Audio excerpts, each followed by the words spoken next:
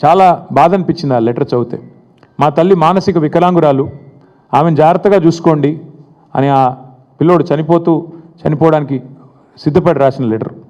అంటే బంగారు భవిష్యత్తు ముంగట పెట్టుకొని వాళ్ళ పిల్లలు తనువులు చాలించే పరిస్థితి వచ్చింది రాష్ట్రంలో. అంటే రాహుల్ గాంధీ అదేవిధంగా రేవంత్ రెడ్డి చేసిన మోసం ఎంత దుర్మార్గమో దీన్ని బట్టే చెప్పొచ్చు. అందుకే నేను ఈ రాష్ట్రంలో పిల్లలకు నేను విజ్ఞప్తి చేస్తా ఉన్నా. గతంలో 2,32,000 ఉద్యోగ నియామక పత్రాలకి నోటిఫికేషన్లు ఇచ్చింది మా ప్రభుత్వం. మధ్యలో కరోనా వచ్చిన 2 సంవత్సరాలు. అట్లాగే ఈ జోనల్ వ్యవస్థను మొత్తం 95% స్థానిక రిజర్వేషన్లు సాధించడానికి మోడీ గారు మోకాళ్ళ అడ్డం పెట్టిన సంవత్సరంన్నర పాటు మరి వేగంగా ఎంబడబడి నోటిఫికేషన్లు ఇచ్చి మా శక్తి మేరకు ప్రయత్నాలు చేసినాం. 2,32,000 ఉద్యోగాలకు నోటిఫికేషన్లు ఇచ్చాం. తప్పకుండా మళ్ళీ తిరిగి వస్తాం. మళ్ళీ యువతకి తప్పకుండా ఈసారి పటిష్టమైన కార్యాచరణతో పూర్తి స్థాయి పకడ్బందీ ప్రణాళికతో మేమే మళ్ళీ తిరిగి ఉద్యోగాలు కూడా ఇచ్చే బాధ్యత మాది. దయచేసి తనువులు చాలించకండి, దయచేసి బలవన్ మరణాలకు పాల్పడవద్దని చెప్పి కూడా యువతకి నా విజ్ఞప్తి. అట్లాగే రాహుల్ గాంధీ గారు ఢిల్లీలో తెగ పోజులు కొడుతున్నారు.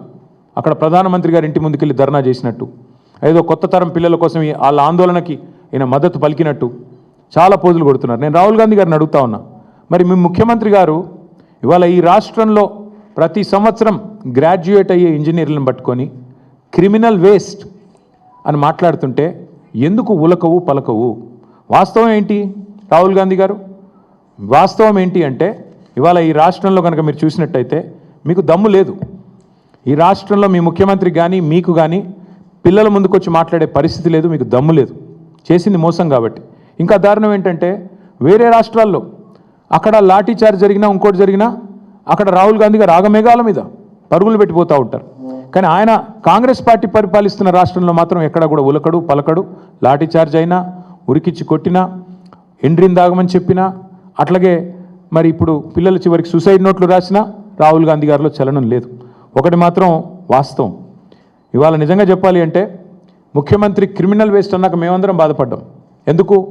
ఇదే ఇంజనీర్లు కదా ఇవాళ తెలంగాణలో చదువుకున్న ఈ పిల్లలే కదా ఎక్కడో అమెరికాలో కూడా రాణిస్తూ ఉన్నారు. ఎక్కడో అమెరికాలో ఐటీ రంగంలో ఇవాళ మన పిల్లలు ప్రపంచాన్ని శాసిస్తూ ఉంటే ఆ ఇంజనీర్లను పట్టుకొని ఇవాళ తెలుగు రాష్ట్రాల పిల్లలందరూ హైదరాబాద్లో చదువుకున్న వాళ్ళు లక్షల మంది ఉన్నారు అమెరికాలో. వాళ్ళందరూ క్రిమినల్ వేస్టా? వాళ్ళు చదువుకున్న డిగ్రీలు నిష్ఫలమా? ఏది క్రిమినల్ వేస్టు? 89 కేసులు, అత్యధిక క్రిమినల్ కేసులున్న వ్యక్తిని ముఖ్యమంత్రి చేయడమే క్రిమినల్ వేస్ట్. అత్యధిక క్రిమినల్ కేసులున్న వ్యక్తిని ముఖ్యమంత్రి చేయడం కాంగ్రెస్ పార్టీ తీసుకున్న నిర్ణయం. That is criminal waste. అసలు క్రిమినల్ వేస్ట్ అంటే ఏంటి? రాహుల్ రేవంత్ కలిసి పంచిన గ్యారంటీ కార్డులు క్రిమినల్ వేస్ట్. రాహుల్ గాంధీ రేవంత్ రెడ్డి కలిసి ప్రకటించిన 13 డిక్లరేషన్లు, దట్ ఈస్ క్రిమినల్ వేస్ట్. కరువు టైంలో 100 టీఎంసీల నీళ్ళని కిందికి వదిలేయడం, దట్ ఈస్ క్రిమినల్ వేస్ట్. ప్రగతి భవన్ ఉండంగా రెండో Jubilee hills palace, body palace ఏదో కట్టాడు కదా 200 కోట్ల రూపాయలతో, దట్ ఈస్ క్రిమినల్ వేస్ట్. రాష్ట్రంలో గ్యారంటీలకు పైసలు లేవు, అమలు చేయడానికి డబ్బులు లేవు అంటూ బుకాయిస్తూ మరొక వైపు 200 కోట్లు ఖర్చు పెట్టి అందాల పోటీలు పెట్టడం, దట్ ఈస్ క్రిమినల్ వేస్ట్. అట్లాగే మెస్సీతో ఫుట్బాల్ మ్యాచ్ అని చెప్పి 100 కోట్లు తగలబెట్టడం, దట్ ఈస్ క్రిమినల్ వేస్ట్. కేవలం ఇవాళ బీఆర్ఎస్ నేతలను తిట్టడానికి, మా నాయకుడు కేసీఆర్ గారిని తిట్టడానికి మాత్రమే ప్రజల డబ్బుతో బహిరంగ సభలు పెట్టడం క్రిమినల్ వేస్ట్. అసలు రాష్ట్రానికి రేవంత్ రెడ్డి అనే ఒక సన్నాసిని ముఖ్యమంత్రి చేయడమే పెద్ద క్రిమినల్ వేస్ట్. ఇది వాస్తవం. ఇవన్నీ పక్కకు పెట్టి వాళ్ళ రాహుల్ గాంధీ గారు ఏదేదో మాట్లాడుతున్నాడు. నేను అడుగుతా ఉన్న, ఇంజనీర్లను ఇన్సల్ట్ చేసే అధికారం నీకు ఎక్కడిది? నీ జీవితంలో రేవంత్ రెడ్డి నాకు తెలిసి నకలు కొట్టుకే పాస్ అయిన కేసు ఇది. ఏం చదివిండో కూడా డౌటే నాకు. చదివిండా లేదా సప్లిమెంటరీ పరీక్ష పాస్ అయ్యిందా నాకైతే డౌటే. ఎందుకంటే ఆయనకు సప్లిమెంటరీ పరీక్షలు పాస్ కావడం కూడా ఆయనకు కొత్త ఏం కాదు. అసెంబ్లీలో ఓడిపోయాడు, 3 నెలల తర్వాత వచ్చిన పార్లమెంట్లో సప్లిమెంటరీలో పొరపాటున గెలిచాడు. ఏం చదువుకున్నాడో ఎవడికి తెలియదు. ఆయన ఇవాళ మాట్లాడుతున్నాడు చదువుకున్న వాళ్ళ గురించి. ఏం మాట్లాడతాడు? ఆయనకంట తెల్ల కాగితం మీద అంట పిల్లలకి రాయడం రాదంట. నేను అడుగుతున్నా రేవంత్ రెడ్డి గారు, నువ్వు నింపగలుగుతావా నీ ఎలక్షన్ ఫారం అఫిడవిట్? ఏ ఛాలెంజ్ కంటే ఆ ఛాలెంజ్కి నేను రెడీ. నీ ఎలక్షన్ అఫిడవిట్ నింపరాయ్యా, నువ్వు చూస్తా నీకేం చదవచ్చో ఏమొచ్చో నేను కూడా చూస్తా. పెద్ద మాటలు మాట్లాడుతున్నాడు. జీవితంలో ఒక పోటీ పరీక్ష రాసినావా? ఒక్క పోటీ పరీక్ష ఏదన్నా కాంపిటేటివ్ ఎగ్జామ్ పొరపాటున ఎప్పుడన్నా జీవితంలో ఒక ఇంటర్వ్యూకి అటెండ్ అయినావా? ఏం తెలుసు నీకు పిల్లల గురించి? మేము కష్టపడి చదువుకున్నా. నేను కూడా జీమాట్ రాసినా, జిఆర్ఈ రాసినా, జవహర్లాల్ నెహ్రూ యూనివర్సిటీ ఎంట్రన్స్ రాసినా, ఆల్ ఇండియా ఎంట్రన్స్లో సీటు సంపాదించి పూనాలో పోయి చదువుకున్నా, అమెరికాలో పోయి చదువుకున్నా, ఎంతసేపు ఏడుపులు తప్ప వేరే వాళ్ళ మీద ఒక్క ఇంటర్వ్యూ అటెండ్ అయిన ముఖమా నీది? ఒక్క పోటీ పరీక్ష రాసిన ముఖమా? పోనీ ఒక అప్లికేషన్ రాసే తెలివి ఉందా? నకలు కొట్టి పాస్ అయినవి గోడల మీద సున్నలు వేసుకుని బతికినోడివి. నీకే ఇంత ఉంటే మరి పిల్లలకి ఎంత ఉండాలా? ఇవాళ ఎవరయ్యా కట్టేది? ఇవాళ ముఖ్యమంత్రి గారు రయ్యమని తిరుగుతున్న ఫ్లైఓవర్లు కట్టింది ఎవరు? ఇంజనీర్లు కదా? హైదరాబాద్లో 42 ఫ్లైఓవర్లు కట్టింది ఎవరు? ముఖ్యమంత్రి కూర్చుంటున్న సచివాలయ భవనం కట్టింది ఎవరు? తెలంగాణ ఇంజనీర్లు కదా? ఇవాళ మీరు కదా ఇప్పుడు ఈ నిమిషం మనం మాట్లాడుతున్న ఈ నిమిషంలో ఎల్లంపల్లి నుంచి పైకి రివర్స్ పంపింగ్ ద్వారా ఇవాళ నీళ్లు లిఫ్ట్ చేస్తూ ఉన్నాం ఎస్ఆర్ఎస్పికి. ఎవరు చేసింది? అది ఇంజనీర్లు కదా? ఏం మాట్లాడుతున్నాడు ముఖ్యమంత్రి? మీ వెనకాలే ఉంది ఇక్కడ మీరు కూర్చునే కమాండ్ కంట్రోల్ సెంటర్ కట్టింది ఇంజనీర్లు కదా? అందుకే నేను అంటున్నా ఈ మూర్ఖపు మాటలు ఎన్ని కట్టిన ఇంజనీర్లకి నాకు రేవంత్ రెడ్డి గారికి నేను చెప్పేది ఒకటే, ఈ ఇంజనీరింగ్ విద్యార్థుల కట్టడాలు తెలుసు, మీకు సమాధి కట్టడం కూడా తెలుసు. మీ పార్టీకి, మీ అంటే ఆయనకి కాదు, మళ్ళీ మీరు వేరే అనుకున్నారు, మీ పార్టీకి సమాధి కట్టడం కూడా ఆ పిల్లలే తప్పకుండా చేసి చూపెడతారు. నేను ఇవాళ గడ్డం వేణు తరపున, ఇవాళ రాష్ట్రంలో నిరుద్యోగుల తరపున స్పష్టంగా రాహుల్ గాంధీని రేవంత్ రెడ్డిని అడుగుతా ఉన్నా, సమాధానం చెప్పు. 2 లక్షల ఉద్యోగాలు ఎప్పుడు ఇస్తావు? ఎలా ఇస్తావు? నీ జాబ్ క్యాలెండర్ ఎక్కడ సచ్చింది? రాహుల్ గాంధీ ఎక్కడ ఉన్నాడు? ఎందుకు ఉలకరు పలకరు ఈ తెలంగాణ యువత అడుగుతున్నారు. సమాధానం చెప్పండి. మిమ్మల్ని వదిలిపెట్టాం. డ్రామాలతో ఇంకా ఎన్ని రోజులు ఏమార్చలేరని చెప్పి మళ్ళొకసారి విజ్ఞప్తి చేస్తూ, అసెంబ్లీ సమావేశాలు కూడా పెడతారని చెప్తున్నారు తొందరలో. తప్పకుండా అందులో మా వైపు నుంచి ఒకటే ఎజెండా పెట్టుకుంటాం. అసెంబ్లీ సమావేశాలు పెట్టవలసిందే, 15 రోజులు నడపాల్సిందే. ఆ 15 రోజుల్లో తప్పకుండా తెలంగాణ యువత ముఖ్యంగా ఏదైతే ఇవాళ ప్రశ్నిస్తున్నదో 2 లక్షల ఉద్యోగాల గురించి, తప్పకుండా దాని ఒక ప్రధాన అంశంగా, ప్రధాన ప్రతిపక్షంగా మేము పట్టుబడతాం, ప్రభుత్వాన్ని నిలదీస్తామని చెప్పి కూడా యువతకి విజ్ఞప్తి చేస్తూ, దయచేసి ఎవరు కూడా తనువు చాలించవద్దని, దయచేసి ఎవరు కూడా ఆత్మస్థైర్యాన్ని కోల్పోవద్దని మళ్ళొకసారి ప్రార్థిస్తూ మీ అందరికీ ధన్యవాదాలు.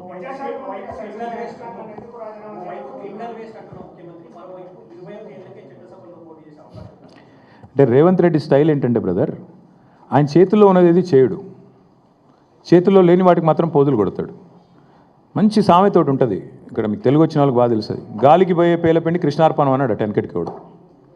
మన వల్ల అయ్యేది లేదు, పోయేది లేదు. 21 ఏళ్లకు చట్టసభలో అడుగు పెట్టాలని నిర్ణయం చేసేది పార్లమెంటు. శాసనసభలో తీర్మానం చేస్తే ఏమి, చేయకపోతే నేను అడిగినోడు ఎవడు? నువ్వు చేయాల్సింది ఏంటి రేవంత్ రెడ్డి? నువ్వేం చేయాలి? 10వ తరగతి పాస్ అయ్యే పిల్లలకి 10,000 రూపాయలు ఇవ్వు. నువ్వేగా చెప్తివి. 12వ తరగతి పాస్ అయ్యే పిల్లలకు 15,000 ఇవ్వు. డిగ్రీ పాస్ అయిన పిల్లలకి 1,00,000 రూపాయలు ఇవ్వు. పీజీ పాస్ అయిన పిల్లలకి చెప్తివి కదా 5 లక్షలు ఏదో, అవి ఇవ్వు. స్కూటీలు ఇవ్వు. పిల్లలకి నిరుద్యోగ భృతి ఇవ్వు 4,000. యూత్ డిక్లరేషన్లో, విద్యార్థి డిక్లరేషన్లో నువ్వేదైతే జెన్ జీ అంటున్నావో ఆ జెన్ జీకి నువ్వు ఇచ్చిన హామీలు నిలబెట్టుకు. ముందు నీ చేతిలో ఉన్నది ఇవ్వవు. ఇప్పుడు ఇట్లాగే బీసీ రిజర్వేషన్ విషయంలో కూడా ఇట్లే మోసం చేసినాడు. రిజర్వేషన్లు అని చెప్పి ఇక్కడ తీర్మానం పాస్ చేస్తాడు, ఢిల్లీకి పంపుతాడు, మోడీ ఆపాడు అంటాడు. మరి బీసీలకు 1,00,000 కోట్లు నువ్వే ఇవ్వాలి కదా, నువ్వు ఇచ్చిన హామీనే కదా, అదెందుకు ఇవ్వవు? పోనీ బీసీలకు 42% వాటా ఇస్తాను ప్రభుత్వ కాంట్రాక్టులలో, అవెందుకు ఇవ్వవు? నువ్వు ముందు నీ చేతుల్లో ఉన్నవి, నీ చెప్పు చేతుల్లో ఉన్నవి, నీ ప్రభుత్వ ఆధీనంలో ఉన్నవి వాటిని నెరవేర్చు. పిల్లలకు కూడా నేను అనేది, ముఖ్యమంత్రి గారు నీ తీర్మానం నాలుక గీకేసి పారేసుకోవడం కూడా పనికిరాదు. నీకు తెలుసు, నాకు తెలుసు. అది నువ్వు ఇవ్వాల్సింది, నువ్వు చేయాల్సిన పని ఏంటి? పిల్లలకి నువ్వు ఇచ్చిన వాగ్దానాలు 2 లక్షల ఉద్యోగాలు ఇవ్వు. పిల్లలకి నువ్వు చెప్పిన విద్యా భరోసా కార్డు ఇవ్వు.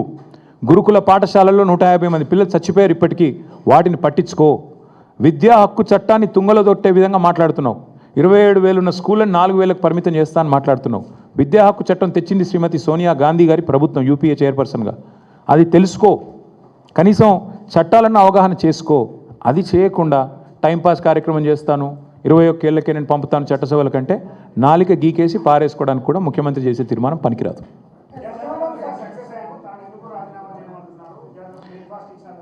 సక్సెస్ అంటే 150 మంది పిల్లల్ని గురుకులాల్లో చంపడం సక్సెస్ అంటే మేబీ రేవంత్ రెడ్డి గారి కొలమానం అది కావచ్చు, లేదా ఎండ్రిన్ తాగి చావండి అని చెప్పడం కొలమానం కావచ్చు తెలంగాణ యువతకి, లేదా 2 లక్షల ఉద్యోగాలని చెప్పి మోసం చేయడమే కొలమానం కావచ్చు. ఏ రకంగా సక్సెస్ అయ్యాడు, దేనిలో సక్సెస్ అయ్యాడు ఆయన, ఏ విషయంలో సక్సెస్ అయ్యాడు మీరు చెప్పండి, నాకు నేను కూడా విని నేర్చుకుంటా.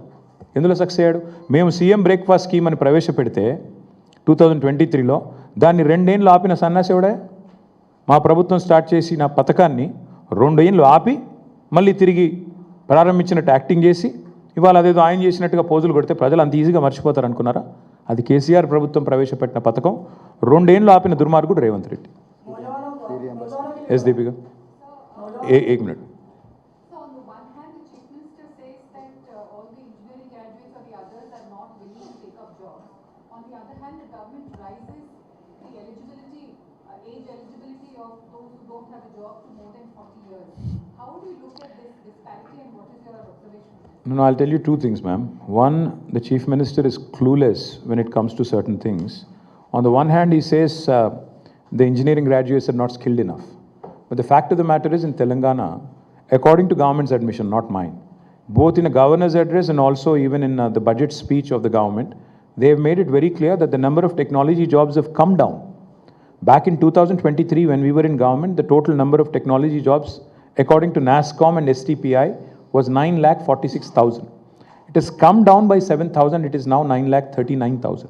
First, the government needs to answer the question on how and why the tech jobs are coming down in Telangana. What is the reason for that? Is it because the engineers are not skilled enough, like the Chief Minister is saying? Or is it because the education ministry has failed? Or is it because employment opportunities are drying up? Or is it because of artificial intelligence? What is the cause? Firstly, they need to address it, number 1. Number 2, in fact, this government, this party, Congress, had promised to the youth of Telangana that they will waive off all examination fees. उन्होंने कहा था कि हर examination fees को माफ कर देंगे. जो 200 रुपया था उसको आज बढ़ा के 1000 करें. That has been enhanced. The examination fees, not even examination, the application fees has been enhanced from 200 rupees to 1000 rupees. So the government also needs to answer on this hypocrisy of theirs. And thirdly and most importantly, మీరు నేను అందరికి కూడా మనకు అర్థమైంది ఏంటంటే, వాళ్ళ అసమర్థతని కప్పిపుచ్చుకోవడానికి, వాళ్ళ ఫెయిల్యూర్స్ని కప్పిపుచ్చుకోవడానికి ముఖ్యమంత్రి గారికి ఒక అలవాటుగా పరిపాటిగా మారింది. ఎప్పటికప్పుడు ఏదో ఒకటి వాగడం, దాన్ని సెంటర్ స్టేజ్కి తీసుకెళ్లడం, పెట్టడం, దాని చుట్టూ అందరూ పరిభ్రమించే విధంగా 4 రోజులు టైం పాస్ చేయడం. ఇప్పుడు 21 ఏళ్ళకే అని చెప్పి ఇది కొత్త డ్రామా కూడా అందుకే. ఆయన చేతిలో ఏమీ లేదు, ఆయనకు తెలుసు అది. కానీ ఆయన చేతిలో ఉన్నవి చేయడు, లేని వాటికి మాత్రం ఈ రకంగా నాటకాలు ఆడుతూ ఉంటాడు. కాబట్టి that's the unfortunate current state of affairs.